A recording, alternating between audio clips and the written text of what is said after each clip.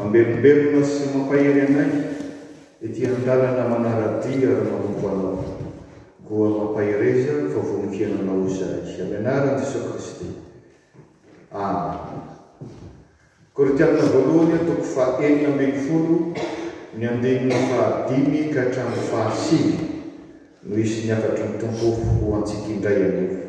Izay mahafoy amin'ny fanomponan'Andriamanitra dia tsy ho diso fitahina. Ny andininy faha 5 ka hatramin'ny faha 7 ity no tapany voalohany amin'ny 10 misionera fahatelo nataon'i Paoly apôstôly tany Azia sy tany Eropa teo anelanelan'ny taona fahatelo amin'ny 50 sy fahafito amin'ny 50 tao aorianan'i Jesosy Kristy. Voatantara amin'ny asan'ny apôstôly toko faha 20 ka hatramin'ny toko faha 20 zany azo lovakiana tsara. Eto amin'ny andininy faha 5 ka hatramin'ny faha 7 zany zao dia ambarany hoe tany Efesosy no niala ny apôstôly Paoly. Turkia ankehitriny no misy an'izany Efesosy zany. Tany izy nanoratra izao epistily zao. Arak'izay hitantsika eo amin'ny andininy faha 9. Rehefa avy nijanona tao izy, 3 taona be zao izy no nijanona tao. Zay no ela indrindra tamin'ny fivahinianana.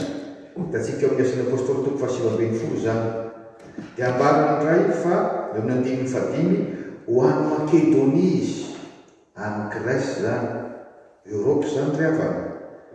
Hitanao koa zany eo amin'ny asan'ny apôstôly toko faha 20. Avy eo izy milaza indray fa hitoetra any Korinto, mbola any Grèce any zany, 3 volana koa izy nitao.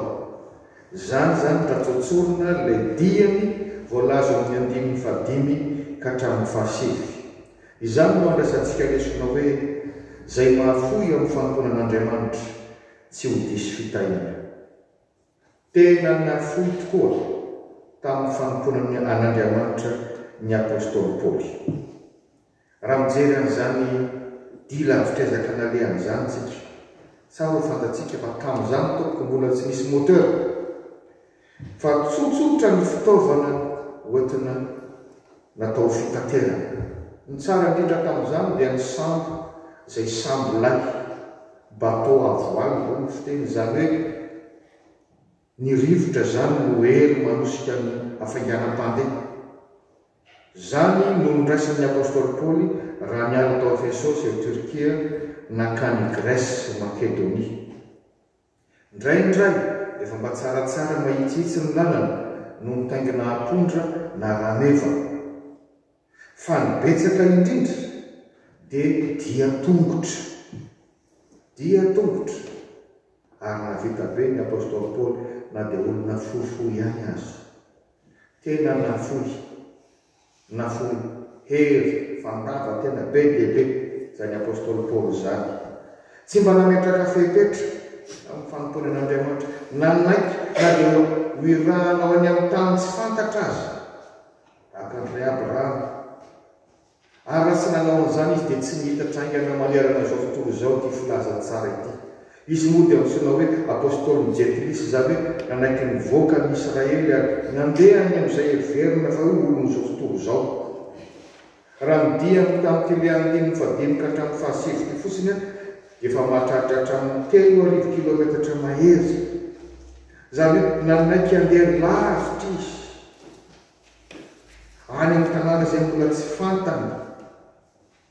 Dia nambarako teo isaky ny mandeha izy dia ny olona no mampiatrano azy. Nga moramora zany mipetraka manolona zany. Fa ny kely zany raha izany no ahavitana ny asan'Andriamanitra. Dia voalaza fa tao amin'ny fiangonana izay nandehanany dia misy izay minimanohitra. Antsika amin'ny andininy faha 7 zany. Fa tsy nanaka anazy hanompo an'Andriamanitra izany. Ary ambonin'izany ny toetrandro, ny ririnina mamirifiry, zareo fa ambarany amin'ny andininy faha 9 zany. Ny ririnina tany Grèce aty Eropa ndray zany. Tamin'izany tompoko mbola tsy nisy chauffage, tsy mbola nisy isolation, fa ny aretan'izany 3 volana izy mitao. Natao zany raha zay no mahavitana ny asan'Andriamanitra. Zany rehetra zany fa tsy ary voatanisa avokoa. No ilazana amintsika hoe tena nahafoy raha ny fanomponan'Andriamanitra ity apôstôly Paoly ity. ary tokony hiteraka lesona ho asy anao zany. Petraka ny fanontaniana ho asy ho anao. Raha zao moa tsika no izarana taratasy mba anaovana sondage kely. Inona no andraikitra efa ambany tananao? Ary inona zao ny andraikitra tananao sa efa mijanona tsy manao intsony? Inona no sampana misy anao tena anaty sampana ve ianao sa dia mbola mitazatazan-davitra? Ianao ve ilay tsy manao zavatra raha tsy mametraka ny fiampetranao aloha? Fa raha vao tsy mifanaraka amin'ny sitraponao dia aleonao mijanona manao filafilo. Na raha vao misy manenjika dia zaranao aza hijanona. Mba firy ny olona efa ambany taona pioarin'ny taonao wakati ampianonana. Fanompona daholo zany.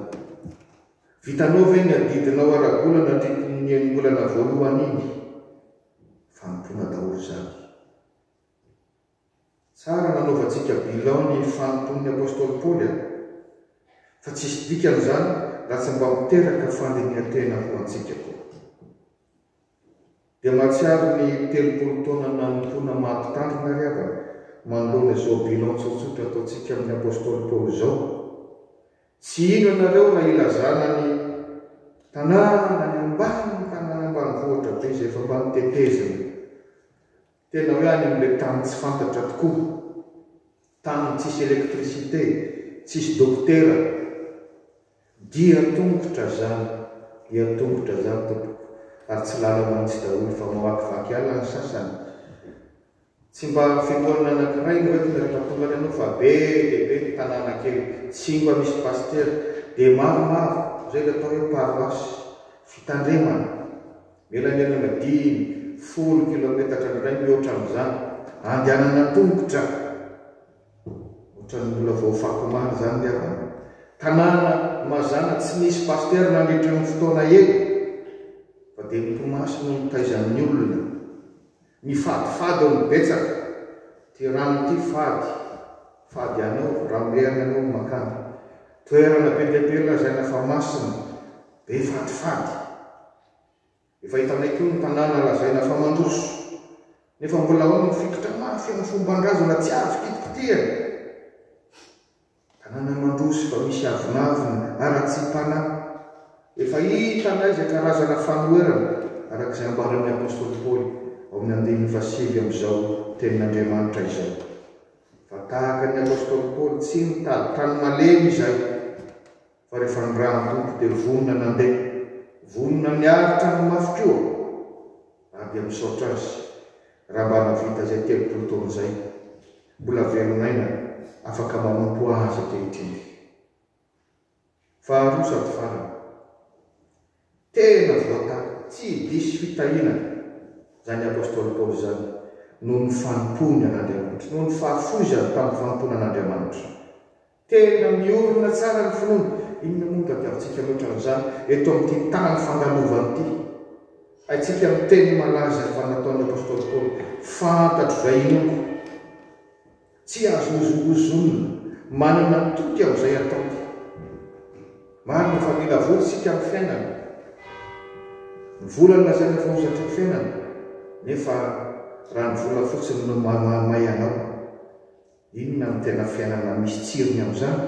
Araka ny tenin'i Jesosy hoe, fa inona ny soa azon'ny olona raha mahazo tontolo izao kanefa verina iny. Tena nanana fifaliana anaty zany apôstôly Paoly zany rehefa miova fo, na dia miseda zava-tsarotra azy. Eritrereto fa any am-ponjy izy no manoratra ho an'ny Filipianina ohatra, Filipianina 4:4. Hainao ilay teny malaza lambanana, mifalia mandrakariva ao amin'ny tompo. Ngamba raha itsika zany dia hoe kizara fa mitsara. Tena mahatsiaro ana fifaliana izy na dia tany am-ponjy azy.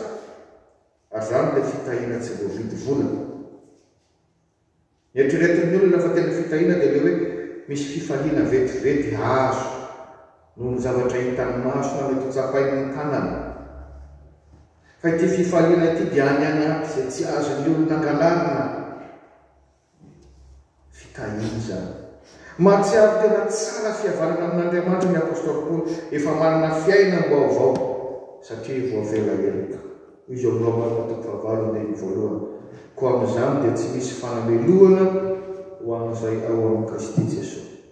Misy olona hoe velona fa olona efa condamné. Atsika fa na fitsarana tany dia misy an'izany hoe voasazy anao na dia sazy miantona azy.